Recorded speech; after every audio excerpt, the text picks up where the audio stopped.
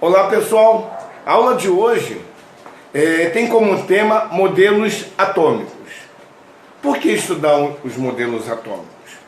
Porque desde a antiguidade o homem já buscava uma explicação para justificar a composição da matéria, ao ponto dele chegar e levantar a seguinte teoria, que a matéria era formada pelos 4 elementos da natureza: fogo, água, terra e ar.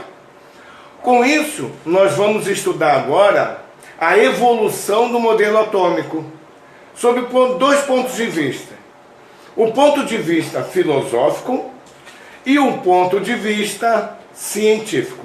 Vamos lá? Essa é boa. Com isso, sob essas 2 lentes, nós vamos destacar no atomismo filosófico Empédocles, Aristóteles, Leucipo e Demócrito.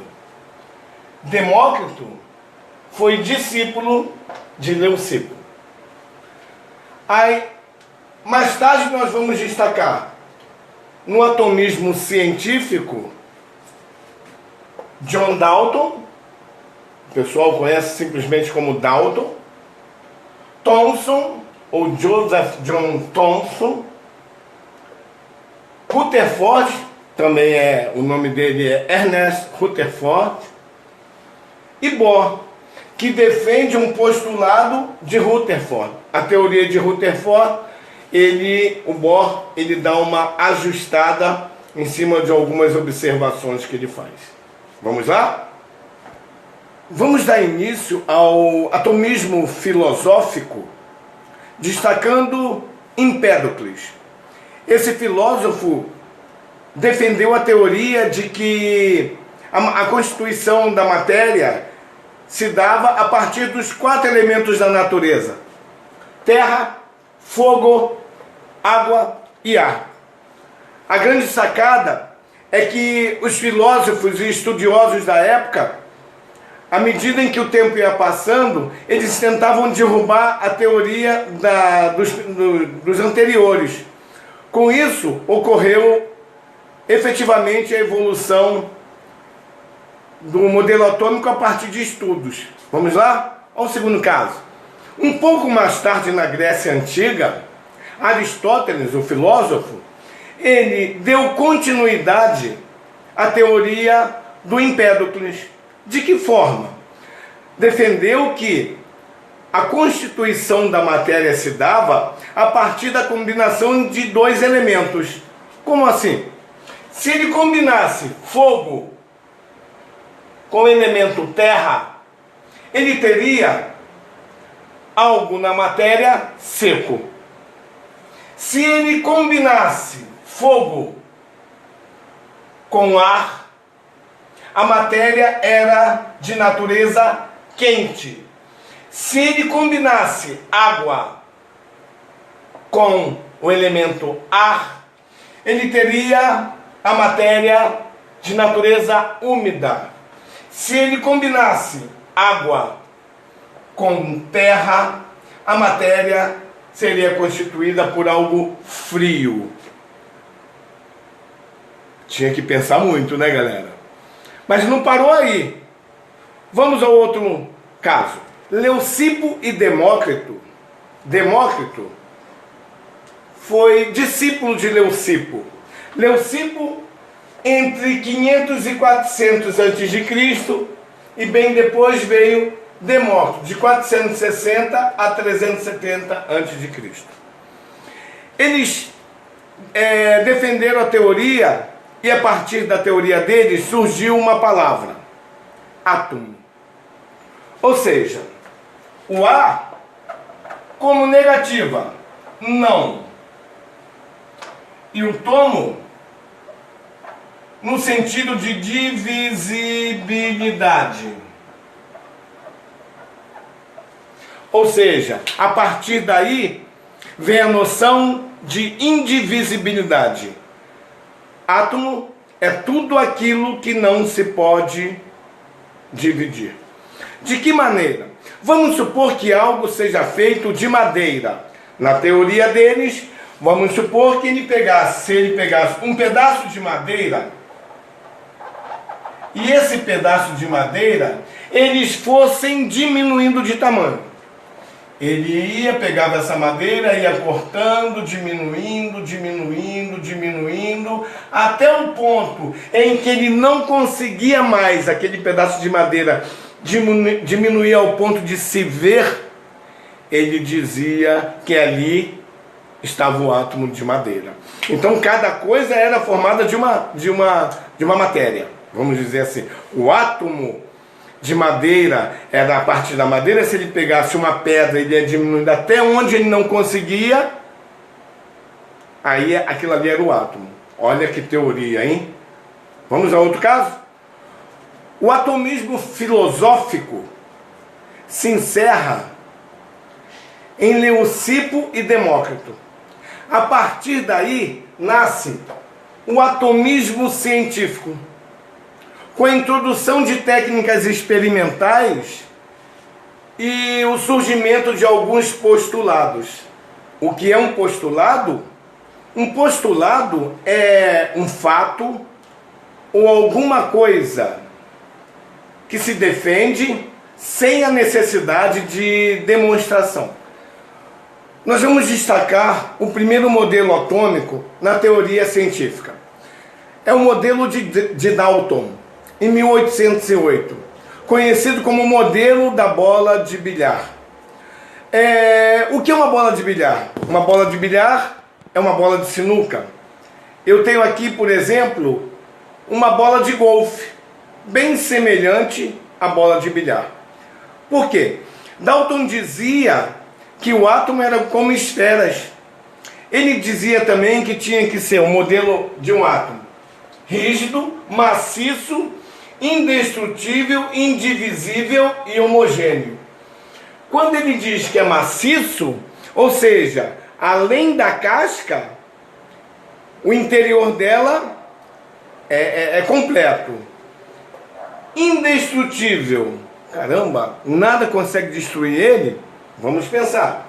Indivisível, ou seja, ele dá ênfase à teoria de Leucipo e Demócrito, a partir da palavra átomo, indivisibilidade. Então, homogêneo, tudo é uma única coisa aqui dentro, não existe nada fora do padrão deles. É uma única coisa que existe aqui dentro, composto por uma única coisa, e essa mesma única coisa completa toda essa esfera. Beleza? Vamos ver agora alguns postulados de Dalton. Os átomos são esferas. Então, na teoria de Dalton, o átomo tinha forma esférica. Beleza? Segundo postulado, cada elemento é identificado pela sua massa. É um critério de identificação. Na verdade, a gente sabe hoje que esse critério não é válido.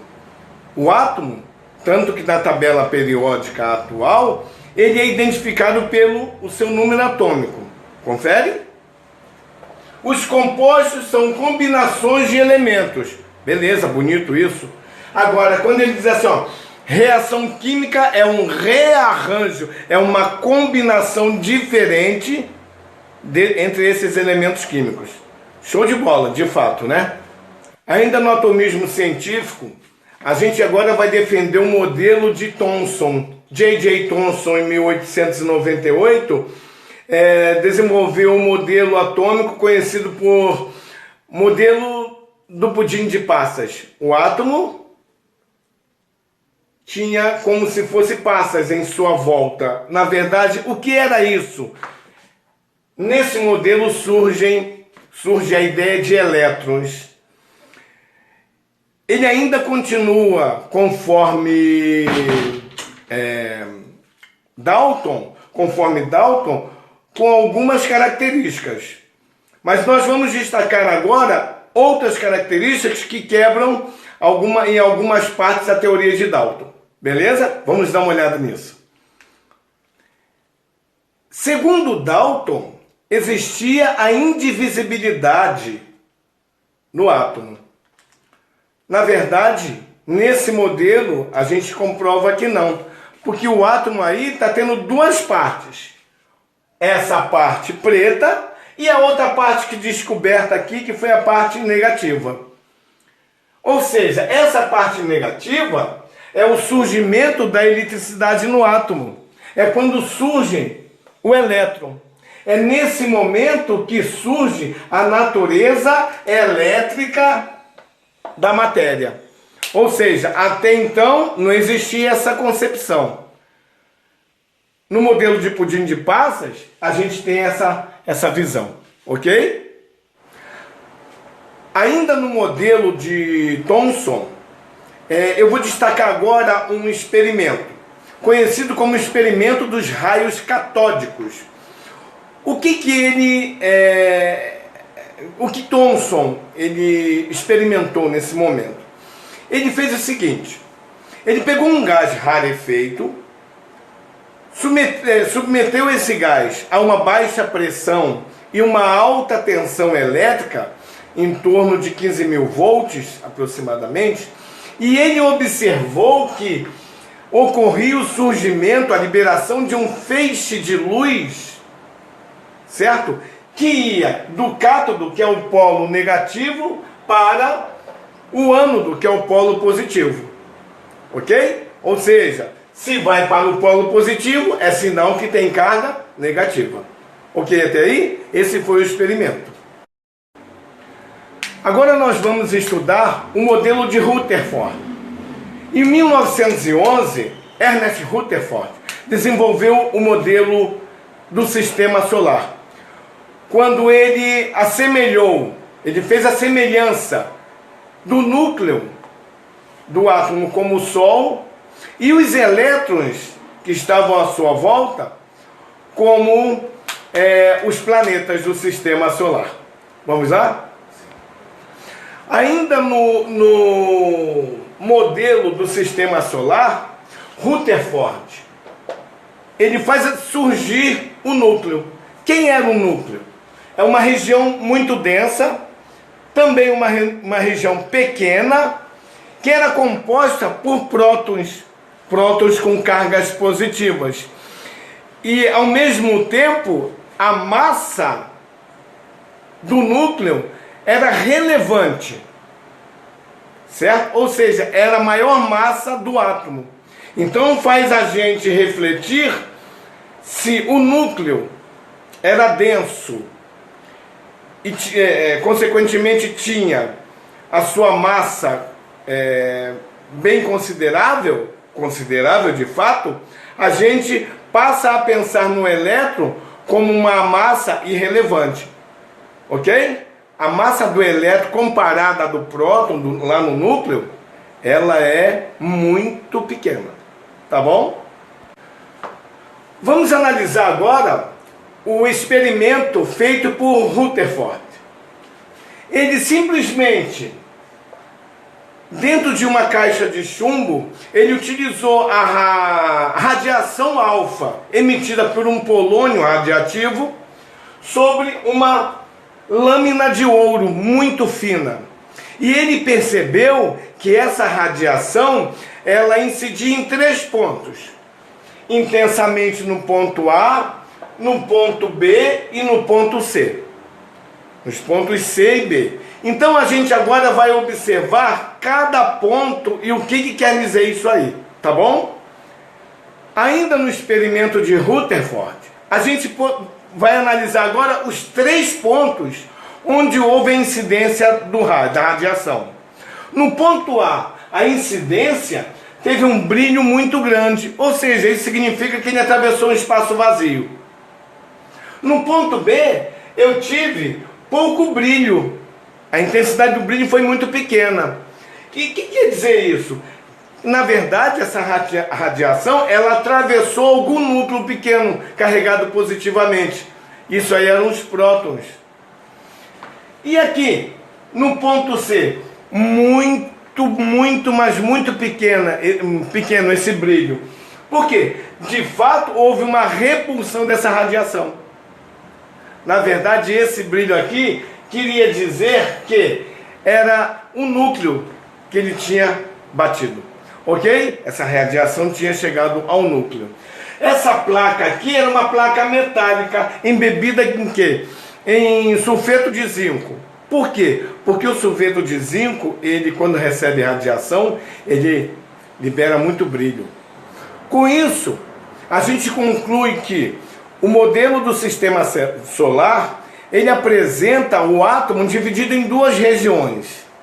A eletrosfera, que abriga os elétrons de carga negativa, e o núcleo, que abriga de densidade grande e região muito pequena, que abriga quem? Os prótons de carga positiva.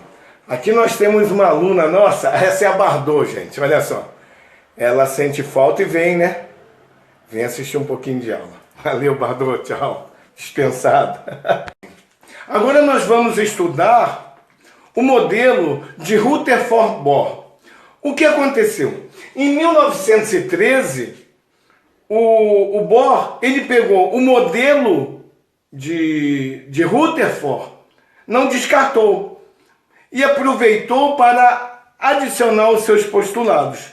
Com isso, a gente vê que o átomo, ele é dividido em eletrosfera e núcleo. A eletrosfera é dividida em 7 camadas elípticas. E também ele vai falar da quantização de energia. O que é a quantização de energia? Cada nível tem a sua energia. Primeiro nível, primeira camada tem uma energia, segunda camada tem outra energia, e não existe nível intermediário. É K, L, M, N. Como é que ficou então? Aqui eu passei a ter o núcleo, né? Com os prótons, e aqui eu passei a ter na eletrosfera cada uma das camadas. São somente 7. Eu vou destacar agora a quantização de energia, antes e depois do salto do elétron. Preste atenção. A gente agora vai falar no modelo ainda de Rutherford-Bohr sobre o salto quântico. O que é o salto quântico? Eu disse que cada nível possui a sua quantidade de energia. Ou seja, se eu tenho um elétron e ele quer ir para um outro nível, é necessário que ele tenha que adquirir essa energia suficiente para desprender ele de um nível para um nível mais afastado. Ou seja, ele necessita de um ganho de energia. Por outro lado, isso aqui é chamado de estado fundamental. Ele quer sair do seu nível de origem para um nível mais afastado. Ou seja, ele vai precisar de muito mais energia. Por outro lado, ele aqui vai estar no estado excitado.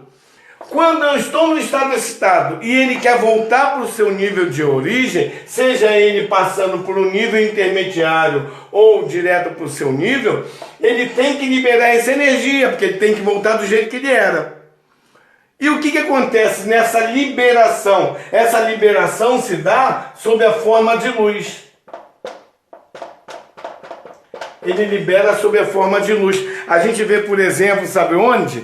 Nos fogos de artifícios, né? Show pirotécnico lá, final do ano, todo mundo lá feliz, vendo todas as cores. Vai depender também do tipo de átomo, certo? Da sua onda, ok? E vai depender também do sal que ele está envolvido. Às vezes a gente olha assim e a água com sal cai como se diz, no fogo ali e a chama fica amarelada. É sinal que o sódio, o íon sódio, tem uma coloração que é amarelada.